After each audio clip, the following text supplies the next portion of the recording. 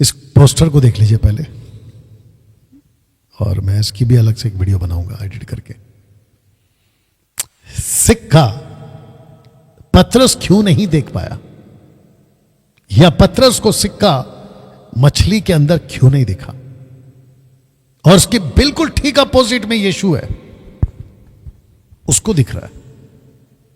आइए पहले पढ़ते हैं मत्ती 17 का 27। दरअसल प्रॉब्लम यहां पे ये हो गया था कि टैक्स पे करना था, टैक्स पे नहीं हुआ था। जीसस ने कहा कि हम किसी के लिए ठोकर का कारण नहीं बनेंगे। एक सिक्का मुंह खोलने पे तुझे मिल जाएगा, दे देना।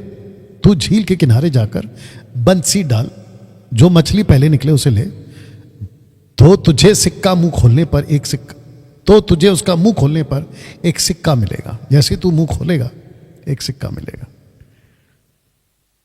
मेरा क्वेश्चन यह है, पतरस को क्यों नहीं दिखा? उसके बाद जब पवित्र आत्मा इसके ऊपर आता है, जब पतरस आत्मिक हो जाता है, मैं उसको भी रख देता हूं, फिर पतरस को दिखता है फिर पतरस को दिखता है, देख लीजिएगा, पतरस को भी दिख रहा है। तो क्वेश्चन यह है कि पहले क्यों नहीं दिखा और अब कैसे दिख गया, और कहां दिख गया, कैसे दिख गया, यह भी देख लीजिए। Act chapter 8:23।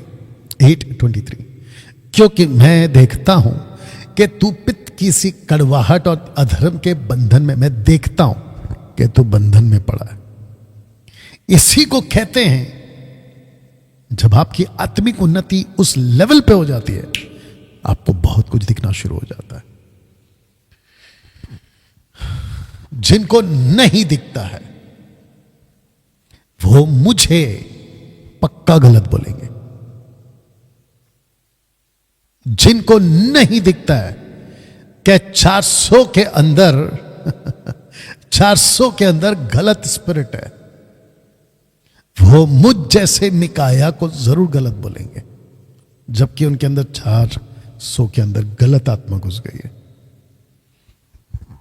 नहीं दिखा सिक्का, इसको नहीं दिखा सिक्का, बाद में दिखा जब आत्मिक उन्नति हो गई। आपको भी अभी मैं गलत दिख रहा हूंगा, जब आत्मिक उन्नति हो जाएगी ना, तो यही डैनियल राज तुमको सही लगेगा। बस काफी देर ना हो जाए, काफी देर ना हो जाए। वो एक बाहर कहावत चलती है ना, अब ये किसका है मुझे याद नहीं आ रहा है, कहता है कि हम बरसों से आईना साफ करते रहे, बरसों से आईना साफ करते रहे। किसी ने कहा दाग आईने में नहीं है दोस्त, दाग तेरे चेहरे पे।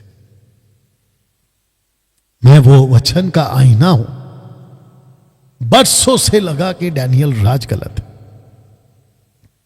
जब तुम मेरे प्रचार को सुनते हो लगता है कि मैं गलत हूं, एक दिन आएगा तुमको गलत मैं नहीं, तुम्हारे अंदर कोई दाग बैठा है, वो एक दिन दिखेगा। इसको दिखा मेरे दोस्त, इसको दिखा। और जब इसकी आत्मिक उन्नति हो गई तब दिखा। आप लोगों से मुझे और एक चीज बोलनी है। कुछ लोग कहते हैं कि डैनियल भाई आपका सब ठीक है, आप बैठते कैसे हो? मेरे भाई मैं बैठता ऐसा हूं वैसा हूं। कुछ लोग कहते हैं कि आप पैर पे पैर डाल के क्यों बैठते हो? क्या दिक्कत है भाई? मेरा शरीर, मेरा पैर, मेरी कंफर्ट, मुझे जैसा सुकून मिलेगा मैं वैसा बैठूंगा। आपको इन सब को देखने के लिए आप आते हो क्या फेसबुक पे, यूट्यूब पे, किसी वीडियो पे? नहीं आते ना। आपको क्या फर्क पड़ता है कि मैंने कौन सी कंपनी की माइक ली है? आपको आवाज से मतलब है, कंपनी कुछ भी हो, आवाज आ रही है ना। आपको क्या फर्क पड़ता है कि टीवी कौन सी कंपनी का है? आपको पिक्चर साफ दिख रहा है ना। वैसे ही मैं ऐसा बैठा हूं, मैं वैसा बैठा हूं, मैं कभी कैसा बैठा हूं, आपको से दिक्कत क्या है? आप अपना देख लो भाई, वो जो चाहिए। इंग्लिश में कहते हैं eat the chicken throw the bones. आप चिकन खाओ, हड्डी क्यों गिन रहे हो? या सो आशा करता हूं कि आपको बात समझ में आ रही है।